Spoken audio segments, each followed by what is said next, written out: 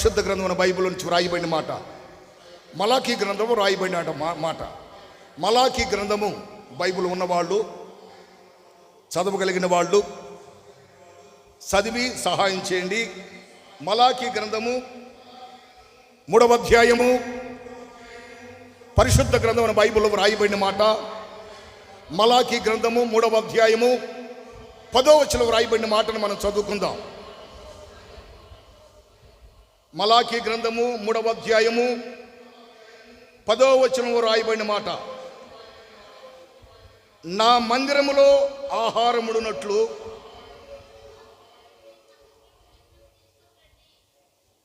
మీ 10వ భాగం అంతయు నా మందిరములోనికి తీసుకొని రండి. మీరు దీన్ని చేసి నన్ను శోధించిన ఎడల నేను ఆకాశపు వాకిళ్ళు విప్పి పట్టజాలనంత విస్తారమైన దీవెల్ని కుమ్మరించేదనని సైన్యములకు అధిపతి యెహోవా సెలవిచ్చుచున్నాడు. దేవునికి స్తోత్రం కలుగునుగాక. హల్లెలూయా. ఎవరు చెబుతున్న మాట ఈ మాట? ఇక్కడ వాయబడిన మాట ఎవరు చెప్పిన మాట ఇది? సైన్యములకు అధిపతి యెహోవా సెలవిచ్చుచున్నాడు. ఏమని? సైన్యములకు అధిపతి యెహోవా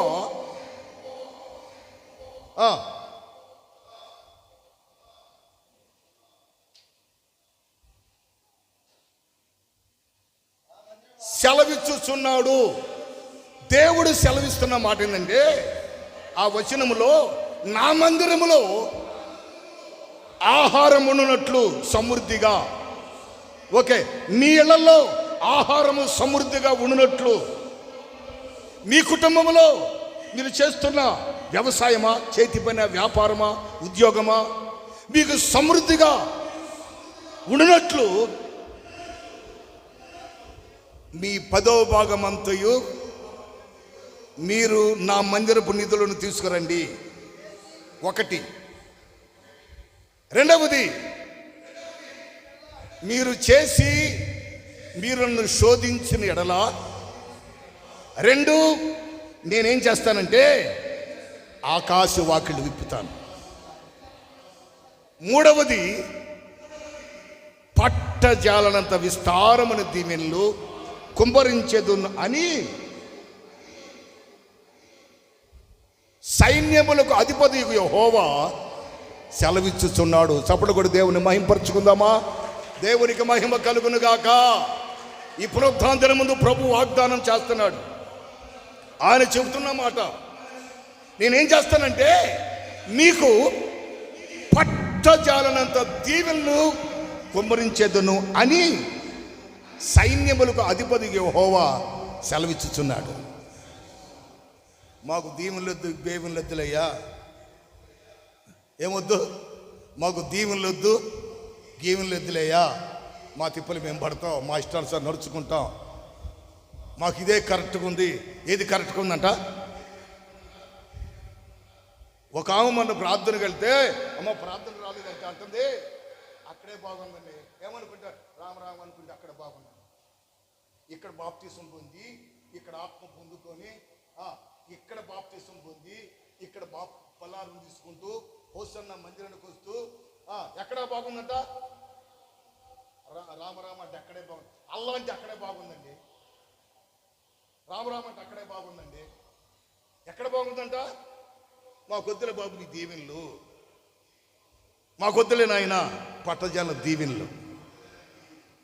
దేవుని వాక్యం చెలవిస్తుంది, పట్టజాలను దీవెనలు మీకు నేను కుమ్మరించేదను అని సైన్యములకు అధిపతి యెహోవా సెలవిచ్చుచున్నాడు.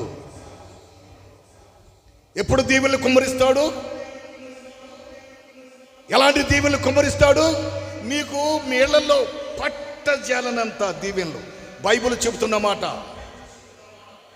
పరిశుద్ధ గ్రంథ లేఖనాలు వ్రాయబడిన మాట.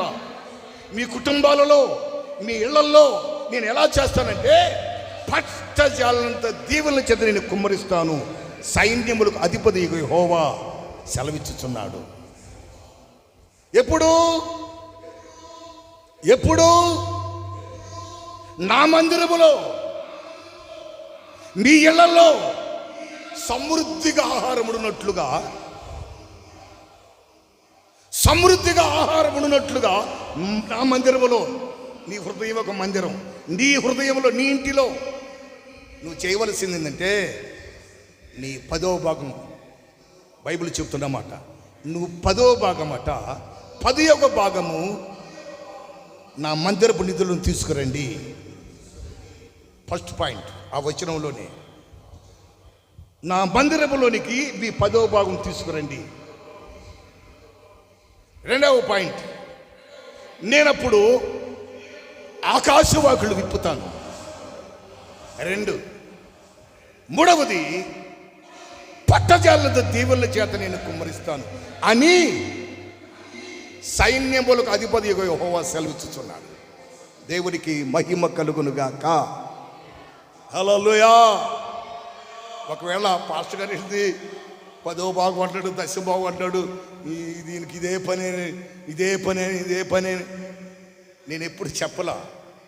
వాగ్దానంగా ఆ మాట నాకు థాట్ వచ్చింది. ఆశీర్వాదం మాట కదా, ఆశీర్వాదం కదా, బిడ్డలు ఆశీర్వదించబడతారు కదా, ఆశీర్వదకరంగా ఆశీర్వదక వారసులుగా నిలుస్తారు కదా అని ఆ వాక్యం నాకు థాట్ వచ్చి ఆ మాట చెప్పాలని ప్రేరేపించబడ్డా. దేవుడు చెప్తున్న మాట అండి, దేవుడు చెప్తున్న మాట. ఎందుకంటే దరిద్రులుగా ఉండకూడదని, మనం దీవెనల చేత నింపబడాలని. ఈరోజు ప్రశ్న వేసుకోండి, లేదు దరిద్రత అనుకున్నారంటే ఇదిగో చేయకనే,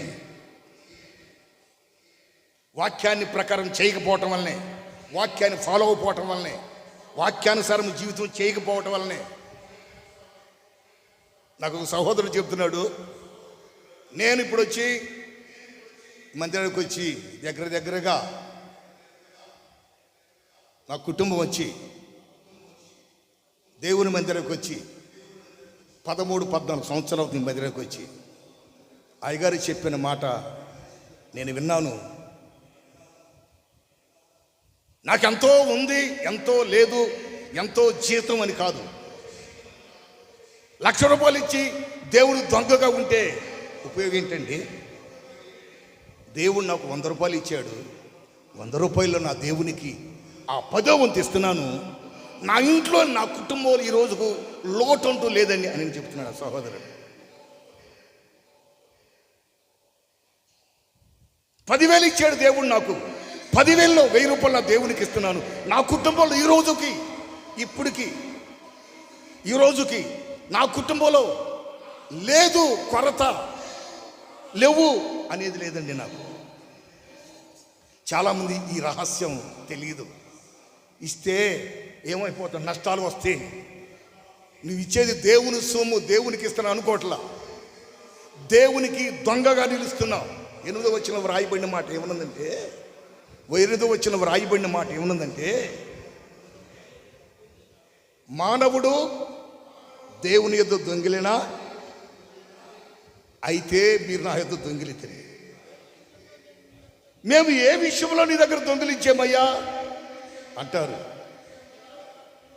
10వ భాగమును, ప్రతిష్ఠిత అర్పణలను, కృతజ్ఞత అర్పణలు ఇవ్వక మీరు దొంగోళ్ళు అవుతున్నారు. మేము ఎక్కడ దొంగతనం చేసామయ్యా? ప్రభు నమ్మకం దొంగతనం చేయట్లేదయ్యా, అన్నీ మానుకున్నామయ్యా. మేము ఒకప్పుడైతే అన్ని దొంగతనం చేసాం, కానీ ఎక్కడ దొంగలిస్తున్నారు, ఎక్కడ దొంగలు అవుతారండి మీరు? ప్రతిష్ఠిత అర్పణలు ఇవ్వక, 10వ వంతు ఇవ్వక మీరు నా దగ్గర దొంగిలిస్తున్నారు. హల్లెలూయా, హల్లెలూయా. దేవుని సంకల్పం, దేవుని ఆలోచన మీరు దొంగలుగా ఉండకూడదని, దేవుని దూరంగా ఉండకూడదని ఈ పునరుద్ధానుడు ప్రభు చెప్తున్న మాట. నా మందిరములో సమృద్ధిగా ఉండాలంటే, మీ కుటుంబాల్లో సమృద్ధిగా ఉండాలంటే, మీ ఇళ్లలో సమృద్ధిగా ఉండాలంటే, మీకు ససమృద్ధితో మీరు నింపబడాలి అంటే మొదటి మాట, నా మందిరములో ఆహారం ఉన్నట్లుగా మీ 10వ వంతులు తీసుకుని రండి, మందిరాలకి చెల్లించండి. ఒకటి, ఏమి ఇవ్వాలట? దేవుని ద్వారా కలిగే ఆశీర్వాదం మనం అనుభవించాలి అంటే, దేవుని ద్వారా కలిగే దీవెనలు మనం పొందుకోవాలనుకుంటే దేవునికి ఇవ్వవలసింది మన సంపాదనలో, మన వ్యవసాయంలో, మన వ్యాపారాలలో, మన చేతి పనిలో దేవునికి ఏమి ఇవ్వాలట? నువ్వు చేసే చేతి పనిలో 10వ వంతు దేవునికి.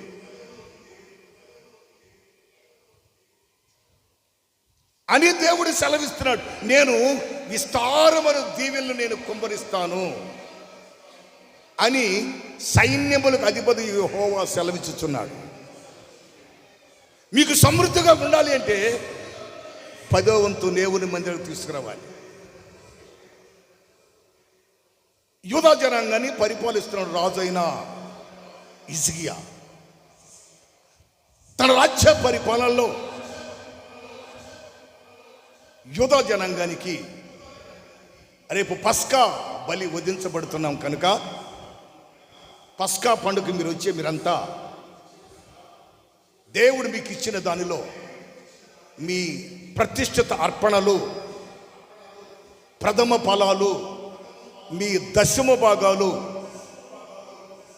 మందిరానికి తీసుకురండి అని రాజైన హిజ్కియా తన ప్రజలైన యూదా జనానికి సెలవిచ్చాడండి. సెలవిస్తే బైబిల్లో రాయబడిన మాట ఉంది. దినవృత్తాంతాల 2వ గ్రంథము, దినవృత్తాంతాల 2వ గ్రంథము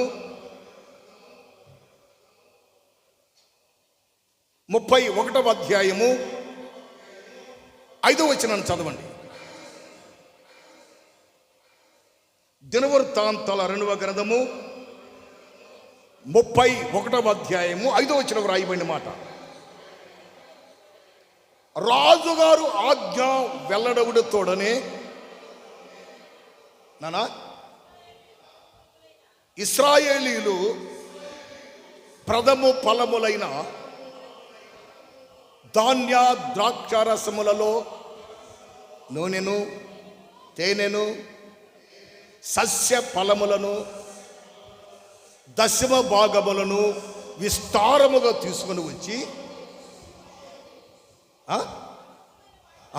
సమస్తమైన వాటిలో నుండి, దేవుడు వారికి ఇచ్చిన సమస్తమైన వాటిలో నుండి 10వ వంతు విస్తారముగా తీసుకొని వచ్చిరి. 6వ వచనం కూడా, యూదా పట్టణంలో కాపురం ఉన్న ఇశ్రాయేలు వారును యూదా వారును ఎడ్లలోను గొర్రెలోను 10వ వంతును తన దేవుడైన యెహోవా మందిరంలోనికి ప్రతిష్ఠితమైన వస్తువులను 10వ వంతును తీసుకొని వచ్చి, హల్లెలూయా, రాజు ఆజ్ఞ ఇచ్చిన మరుక్షణమే ఆజ్ఞ వెల్లడగుడు తోడనే వారికున్న సమస్తమైన దానిలో, తేనెలోను, పశువుల్లోను, పంటలోను, వాళ్లకు దేవుడిచ్చిన సమస్తమైన దానిలో. ఎందుకంటే మేము దీవించబడాలి, దీవెనల చేత నింపబడాలి, మా కుటుంబాలు దేవుని ద్వారా కలిగే దీవెనలు మేము అనుభవించాలి అని రాజుగారు చెప్పిన ఆలోచనను బట్టి, రాజుగారు చెప్పిన మాటను బట్టి యూదా జనాంగము, ఇశ్రాయేలు ప్రజలు వారికున్న సమస్తమైన దానిలో 10వ వంతు తీసుకొని దేవుని మందిరం తీసుకొని వచ్చారంట. దేవునికి స్తోత్రం కలుగును గాక. హల్లెలూయా. ఈ పునరుద్ధరణ ప్రభు సన్నిధికి వచ్చినప్పుడు దేవుని పిల్లలారా, దేవుని వాక్యులు ప్రియ దేవుని సంఘమా, దేవుని మందిరం, దేవుని మాటలు ప్రియ దేవుని ప్రజలారా, దేవుని ద్వారా కలిగే దీవెనలు దీవించు, దీవెన కలుగు చేయి, నా కుటుంబాన్ని దీవెన దయచేయి, నా ఇంటికి దీవెన దయచేయి అనే దానికంటే కూడా మనసును మార్చుకుని బాప్తిసం పొందిన నీవు దేవుని వాక్యం వింటున్న నీవు వాక్యమైన దేవుని చేత నువ్వు దీవించబడాలి అంటే మొదటగా అది చేయవలసింది 10వ వంతు. హల్లెలూయా. 10వ భాగం దేవుడు నాకు ఇచ్చాడు, ఆరోగ్యం ఇచ్చాడు. 100 రూపాయలు ఈరోజు సంపాదించాను, 90 నేను తింటాను. 10 రూపాయలు నా దేవునికి ఇస్తే దేవుడు నన్ను దీవిస్తాడు. అదిగో ఆ తీర్మానం. 10 రూపాయలు 100 రూపాయలు నేను సంపాదించే దేవుడు నాకు ఇచ్చాడు, ఆరోగ్యం ఇచ్చాడు కనుక కష్టపడ్డాను, ఆవిష్యం ఇచ్చాడు కనుక నేను సంపాదించాను. అదిగో నా దేవునికి 100 సంపాదించాను నేను ఈరోజు, నా దేవునికి 10 రూపాయలు, 90 నాది అని హృదయపూర్వకంగా అలా చేసి చూడండి. మీ కుటుంబాల్లో నా దేవుడు సమృద్ధితో నింపకపోతే అడగండి నన్ను. దేవునికి మహిమ కలుగును గాక. అలా చేయట్లేదు, ఉదయం సాయంత్రం కష్టపడతావు అనుకుంటున్నావు. వారి కొంప ముంచో, వాళ్ళ కొంప ముంచో, వీళ్ళ కొంపలు ముంచో, వాళ్ళని పతనం చేసి వీళ్ళ నాశనం చేసో తీసుకొస్తున్నా, సంపాదిస్తున్నాను. ఇంటికి వచ్చేళ్ళకి ఏమవుతుందో లోటే. కుటుంబాల కొరతే లేదు, అయిపోయింది. ఈ పునరుద్ధానం దేవుని సందుకు వచ్చిన ప్రియ దేవుని పిల్లరా, దేవుని సంఘమా, దేవుని ప్రజలను ఇశ్రాయేలు యూదా జనాంగము రాజు అని ఈజీగా చెబితే ఆ మాటకు రాజు ఆజ్ఞ ఎల్లడగు తోడనే, దేవుని వాక్యం వెల్లడగడు తోడనే వాళ్ళ గుండెల్లో దేవుళ్ళు కలిగే గొప్ప ఆశను అనుభవించాలని వాళ్ళకు తీర్మానానికి వచ్చారండి. Praise the lord. హల్లెలూయా.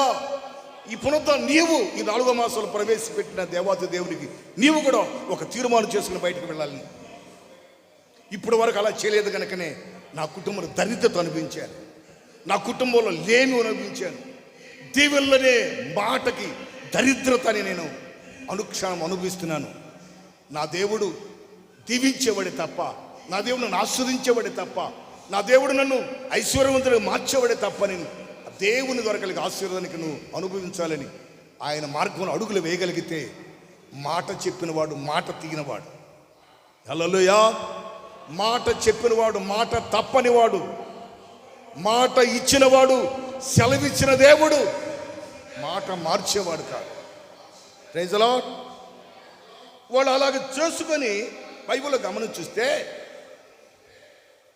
పరిశుద్ధ గ్రంథం బైబిల్లో వ్రాయబడిన మాట, యెహెజ్కేలు గ్రంథం, ఇంకొక మాట, యెహెజ్కేలు గ్రంథము 31వ అధ్యాయము, అది కూడా ఒకసారి చదవండి. 7వ వచనం వ్రాయబడిన మాట.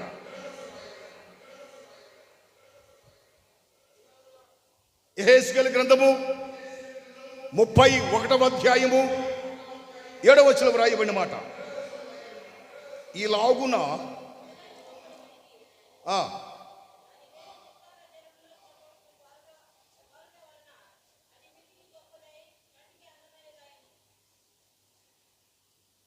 ఎట్లా మళ్ళీ చదువునా?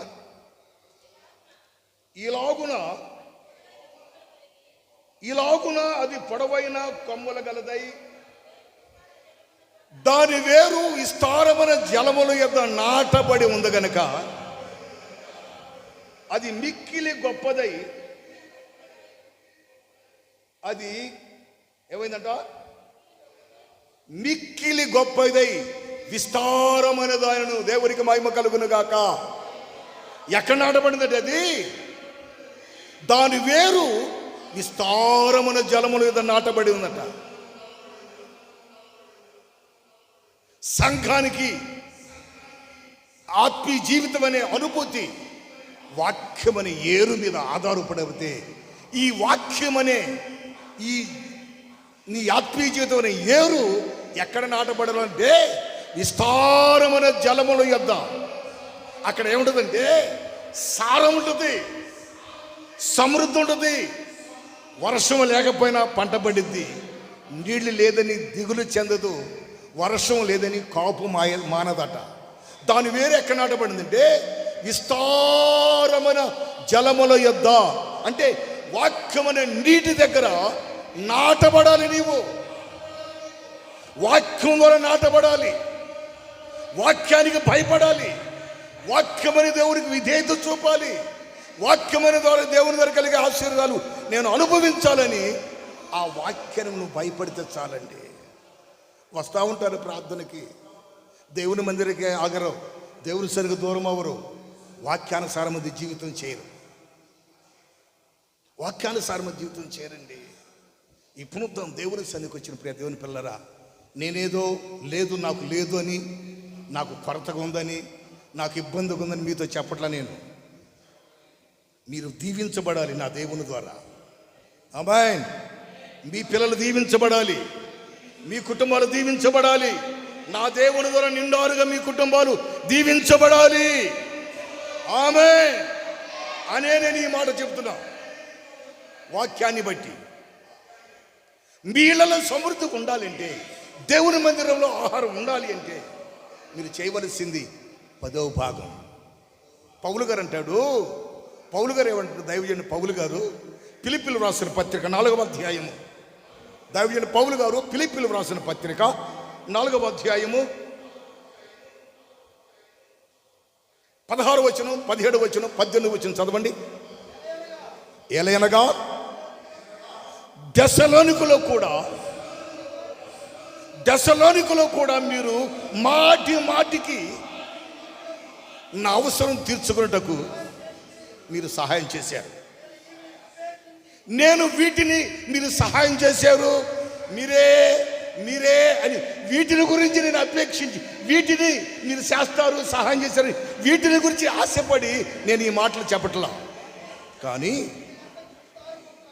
మీ లెక్కకు మీరు చేసేదానికి, మీరు ప్రార్థించేదానికి, పరిచయం చేసేదానికి, మీరు దేవునికి ఇచ్చే దానిలో మీకు ఏం కావాలంటే లెక్కకు మించి విస్తారమైన దీవెన రావాలని. హల్లెలూయా.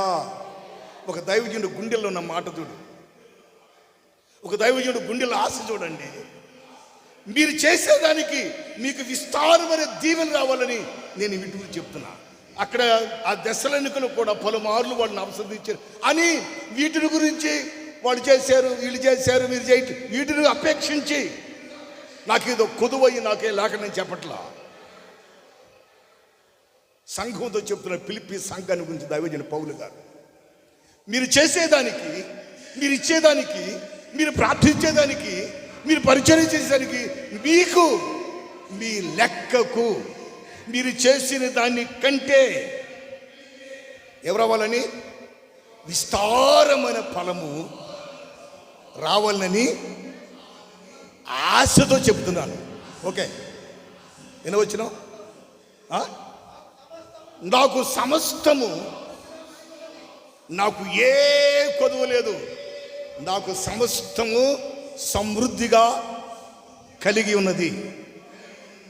మీరు పంపిన వస్తువులు పుచ్చుకొని అది దేవునికి ఎట్లా ఏమీ తక్కువ లేకుండా ఉన్నాను.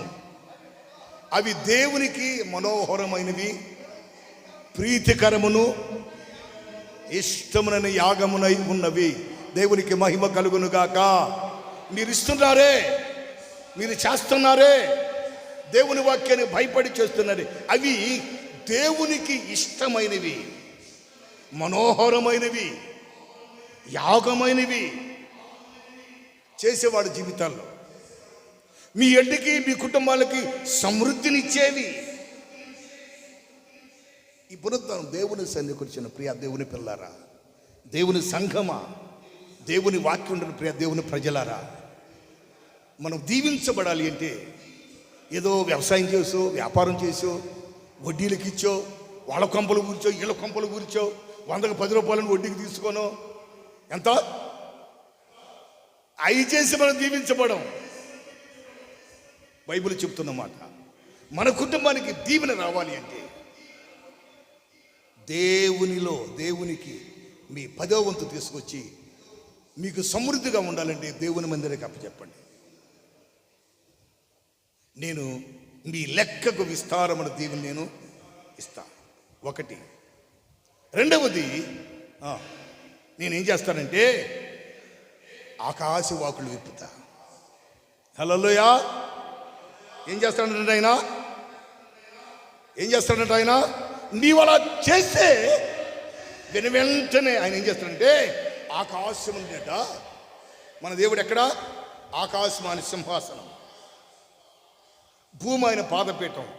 ఆకాశపు అక్కడే వాక్యలు నేను విప్పుతాను. ఏమి విప్పుతాడు? భూ సంబంధమైనవి కాదు, పర సంబంధమైనవి, పరలోకం నుంచే ధననిధి, పరలోకం నుంచి పంపబడే ఆ వాక్యలు విప్పుతాడట ఆయన. నోవహు దినాలలో ఆకాశముడు ఏమి విప్పాడు? తూములు విప్పాడు. నోవహు దినాలలో దేవుడు ఏం చెప్పాడు ఆయన నోవహుతో చెప్పాడు. వీళ్ళెవ్వరు కూడా నేను చెప్పినట్టు ఒక్కళ్ళు కూడా చేయట్లా. నోవహు, నేను చెప్తున్నాను, నువ్వు చెప్తున్నావు, నువ్వు చెప్పినట్టుగా నేను చెప్తే వీళ్ళు చేయట్లా, నా మాట వింటల్లా వీళ్ళు. నువ్వు అక్కడవే నాకు నీతిమంతుడు కాకపోడ్డావు, నీ కుటుంబం నీవు ఓడం చేసి వాళ్ళకి వెళ్ళిపోండి అని చెప్తే నోవహు దేవుని మాటకు భయపడి దేవుని మాట విధేయత చూపిన వాడై తన కొరకు ఓడం చేసుకొని తన ఒక్కన బట్టి తన కుటుంబాన్ని రక్షించడం లేఖనాల్లో వ్రాయబడు. ఏమి విప్పాడంటే అప్పుడు ఆకాశముడు ఏమి విప్పాడు?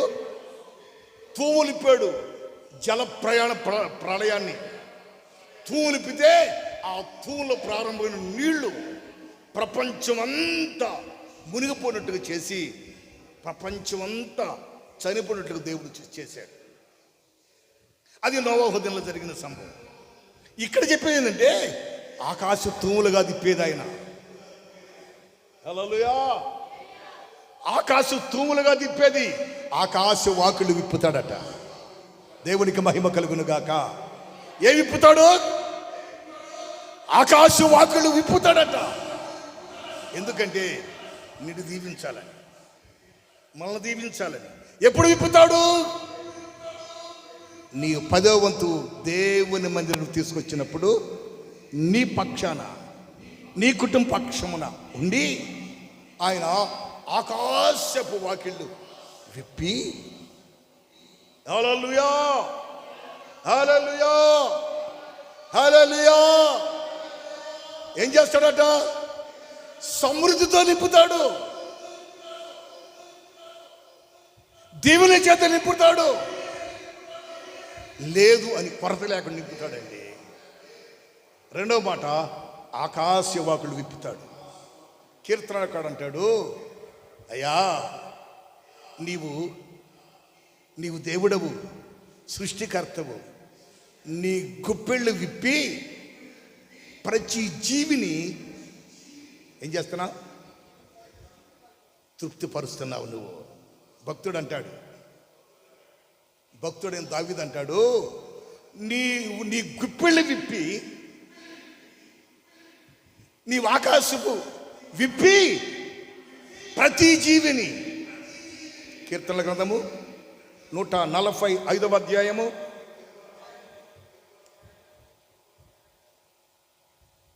16వ వచనం.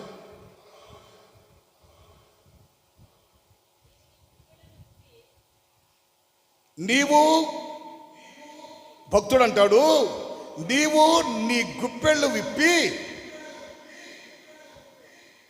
ప్రతి జీవిని, మళ్ళీ చదువునా, నీ గుప్పెళ్ళని విప్పి ప్రతి జీవి కోరికను ఏం చేస్తున్నామంటే తృప్తిపరుస్తున్నావు. మనం ఈ భూలోకంలో జీవులం, దేవుని ద్వారా కాపాడబడుతున్నాం, దేవుని ద్వారా క్షేమంగా ఉంటున్నాం. మనలో ఆయన జీవం ఉంది, మనం ఒక జీవివి, ప్రాణముతో ఉన్నది ప్రతిదీ జీవి. భక్తుడైన దావీదు అంటాడు, నీవు నీ గుప్పెళ్ళు విప్పి, ప్రైజ్ ది లార్డ్, ఏ విప్పి? నీవు నీ గుప్పెళ్ళు విప్పి ప్రతి జీవిని ఏం చేస్తున్నామంటే తృప్తిపరుస్తున్నావు. ఆయన చేసేది ఏంటంటే అసంతృప్తి చేసేవాడు కాదు. ఆకలితో ఉన్న వాళ్ళకి, అలమడిస్తున్న వాళ్ళకి 5 రొట్టెలు 2